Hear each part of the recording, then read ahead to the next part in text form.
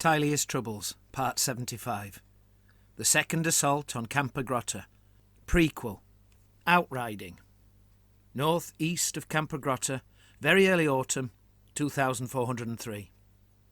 Having circumnavigated Campogrotta 3 times, which at over 2 leagues out from the city meant travelling a considerable distance, the Brabanzon riders were within sight of the rock-strewn area between the villages of Buldio and the Astigo River.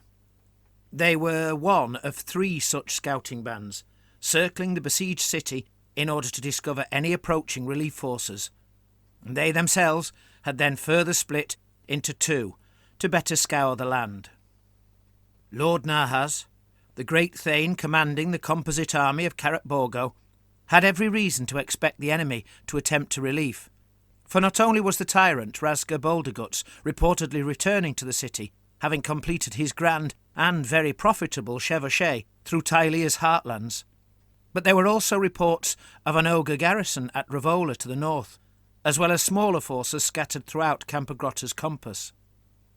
The ogre's iron grip on the entire realm had relied on gangs of club-wielding brutes to ensure the native citizens' continually cowed obedience, and any or all of these ogres could be on the move. Everard, the longest-serving Brabanzon mercenary among the riders, his toothless mouth and sunken cheeks belying his sturdy toughness and considerable strength, rode at the head of the little band, regaling his friend Bossu with his latest theory. "Ask anyone," he suggested. "Even the locals. No one has ever seen him." "Well, wizards like to keep to themselves," said Bossu. "Not always. That dwarf Glamorscale's been riding with Shaco's lads, if you can call it riding. He's full of friendly conversation." "Dwarfs are not proper wizards," declared Bossu, "so that proves nothing." Everard pondered this a moment. "All right," he admitted. "I'll grant you that. What about Perrette? She doesn't exactly hide herself away, quite the opposite. Not that I'm complaining." "She's not what you'd call proper either," said Bossu with a grin. "Well, no," agreed Everard.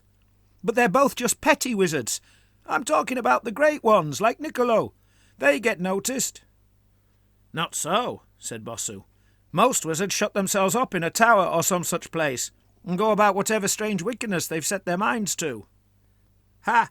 Perrette doesn't need any tower to be wicked," joked Everard, now grinning himself, then thought of how, in the stories, great wizards did indeed shut themselves up in stone towers to study the magical arts.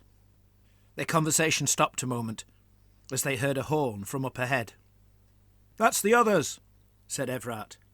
He tugged the reins a little to send his horse in the direction of the sound, his companions following. Bossu kept by his side and returned to the topic in hand. "I'm talking about the mighty wizards too," he said. "They say Niccolo's lived more than twice as long as anyone could ever have hoped for, harbouring his grudge until he returned to retake the city with the ogres. No one had heard of him for decades. Everyone thought he was dead. That's a lot of practice at hiding. Now he has returned. Maybe he's trying to finish off whatever it was he was doing before the Campogrottans threw him out." "I don't buy it," argued Everard.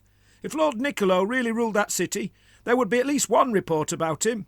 Instead, everyone talks of the ogres, about Razgar and Wergrut and Mangler, how they took the city, then Ravola, then robbed their way through Tilea.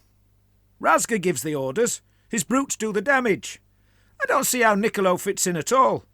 You saw yourself, Bossu. It was their banners on the city towers, no one else's." "Oh, so you know Lord Niccolo's coat of arms, do you?" "No," shouted Everard in frustration, "but I know it isn't a line of tooth mountains or a bull skull tied to a pole with catgut. He's a nobleman of an ancient family. All the rulers are here, even the vampires, just like home. It'll be some flowery leaf, or golden crown, or fancy swirls in bright green or red, or—" "You've no idea what it is." "Ah, but I don't need to know to make my point. Those banners were ogre banners. This whole realm is ruled by ogres. It's Razgar who leads the armies, and he decides what they'll do. So it's no surprise that they spend all their time smashing places up and plundering. If Niccolo was some great and mighty wizard kept over long in this world by necromancy, then why didn't he make an appearance on the walls during those assaults? Why didn't he fling lightning down, or summon the undead to serve in the defence? Brute ogres, that's all that was seen. Blood-spattered shamans waving bloody innards about. Nothing more, not a thing. From what I've heard of the assault, I doubt our lads would have noticed some old man amongst the brutes. What's a flash of lightning here and there when Razgar's brutes are shooting cannons like handguns and the walls are tumbling left and right? Well, said Everard, let us see what's what when we take the city. I'll bet you 10 silver ecus that there's no sign of any wizard, nor even that there ever was one besides the butcher shamans. The wizard Lord Nicolo's nothing but a story. I will take that bet, said Bossu, and you'll pay me as soon as you get your share. I'm not waiting to hear your drunken excuses after you and your purse disappear into the stews for a week. The horn-blowing riders were the other half of their own band, led by a veteran called Raoul, who had split off earlier in the day to sweep a little further north and so cover more ground, aiming to rendezvous near the strangely shaped black rock they had camped beneath on their last circuit. Upon meeting, it was immediately apparent the new arrivals did not intend to stop, so the two groups merged to ride as one.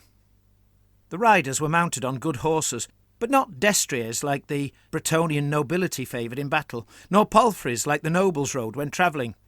These horses were best described as rounces, trained for both long journeys and battle, but not able to support the weight of a plated knight and barding.